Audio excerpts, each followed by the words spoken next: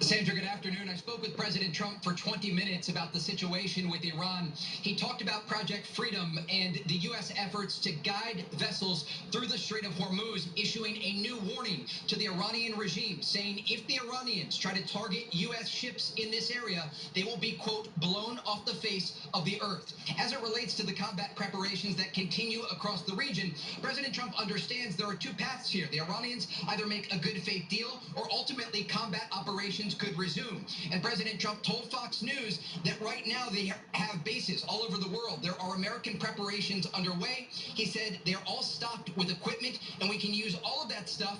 And if he needs it, he will use it. But the headline here, Sandra, the president issuing a new warning to the Iranian regime if they do fire on U.S. vessels in the Persian Gulf or near the Strait of Hormuz. And today we can report, according to CENTCOM Commander Admiral Brad Cooper, there were multiple attempts on American vessels and merchant ships in this region.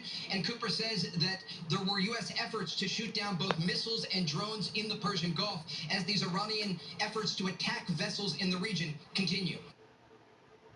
Now, Trey Yingst was simply regurgitating what President Trump told him without really fact-checking any of what Trump had to say.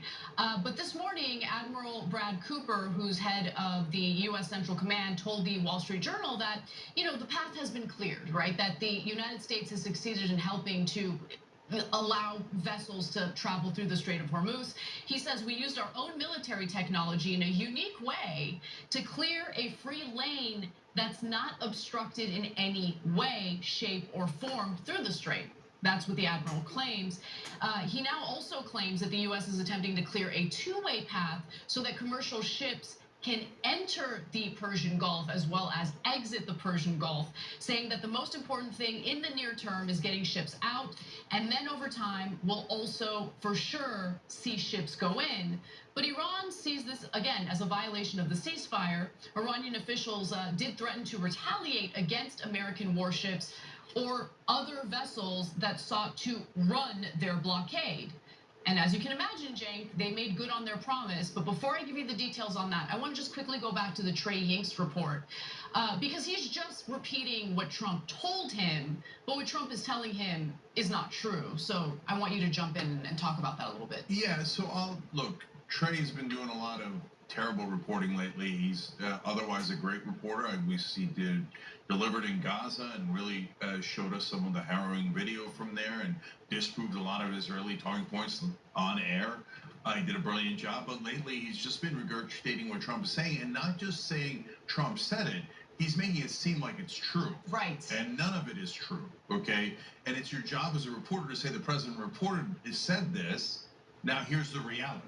Right, and he just is not doing that at all anymore. So now I get it. He's on Fox News, and they have to, feed the zombies, and so and it's all pure propaganda. By the way, the worst Zionist in the world is Rupert Murdoch.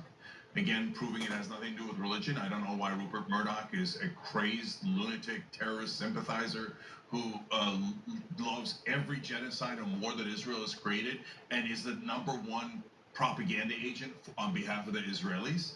But that is reality. Okay.